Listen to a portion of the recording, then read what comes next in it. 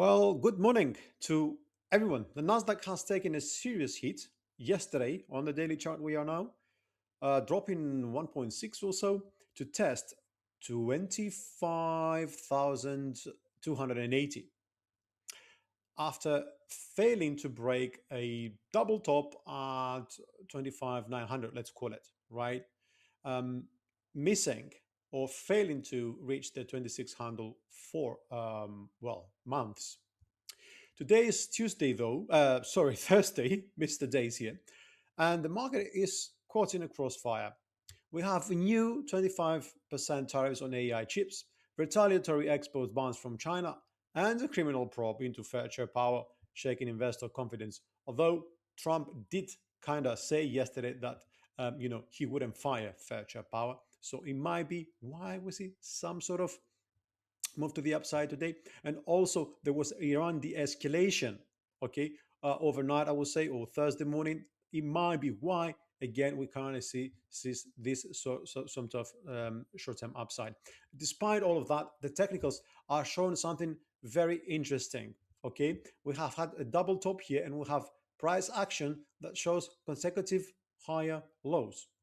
What does this mean? Once we connect the top and the bottom, we see what? We see an ascending triangle, correct? And that ascending triangle, guys, also comes with a reset or a retest of the 50 RSI line, which means on the daily chart, we are biased to the upside. Now, not only that on the RSI momentum slash momentum perspective, but also if you look at these uh, consolidation range, right, from the top down to 2465 or so. And then the fact that we actually tightened that consolidation up to 25 11 or so, we are actually seeing that the tightening is happening to the upside, okay, which again adds further bias.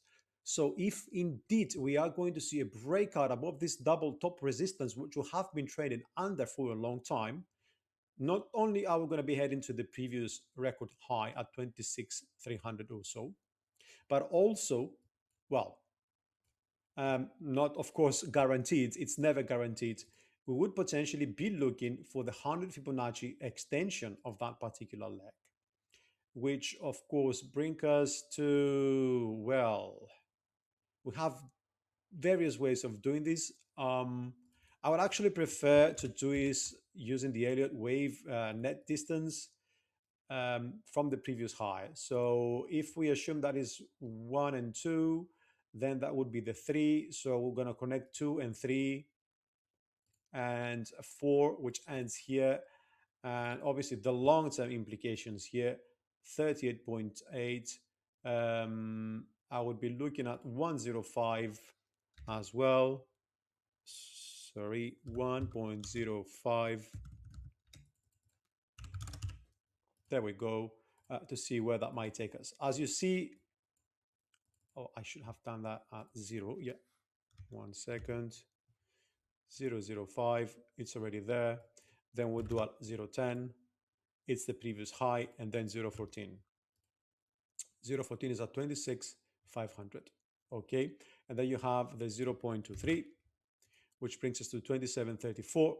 And then you have the rest of the levels. Obviously, this is the long-term sort of view. We could also look at it in the shorter term, which means we're just going to use the range of the triangle on its own. And again, we'll look at 2650. So that becomes a very clear lever for me. Okay.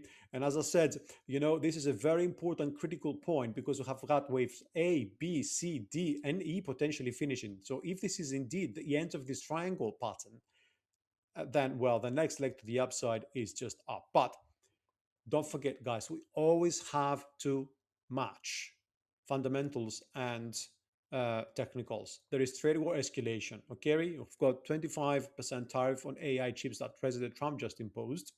And also reports confirm that China is retaliating with export bans on dual-use items and potential rare earths as well. This is what's hit Nasdaq biggest names. Okay, and of course, let's not forget the cyber um, cybersecurity stocks, which again China has actually named specific companies that China cannot any further, like they ban them in China pretty much, right? So this is what is causing the tech rout, what caused the tech rout yesterday. You've got the Powell's probe, DOJ criminal investigation into Fed. You've got Iran escalation, which de-escalated overnight, which I said again is might be what is causing that. So here's my thinking: if we have a trade war de-escalation, yeah, and also the Iran de-escalation continues, then we could see this breakout. But if we have more bad news for the trade war with semiconductor chips as well as cybersecurity um, stocks between US and China, Iran escalation, and also you have new headlines coming about chair being fired or something similar, then we are probably not going to see this breaking out, right? So my trade plan is to be bullish. Okay, for now, I would be looking at a long position. I want to take that long position above, or actually, I want to take it at the pullback if there's going to be one. So I would be looking for that to break first the previous high, right? And then I would enter at this point. I repeat, we're trading the retest. The immediate momentum might be a bit risky. Stop loss below the previous low.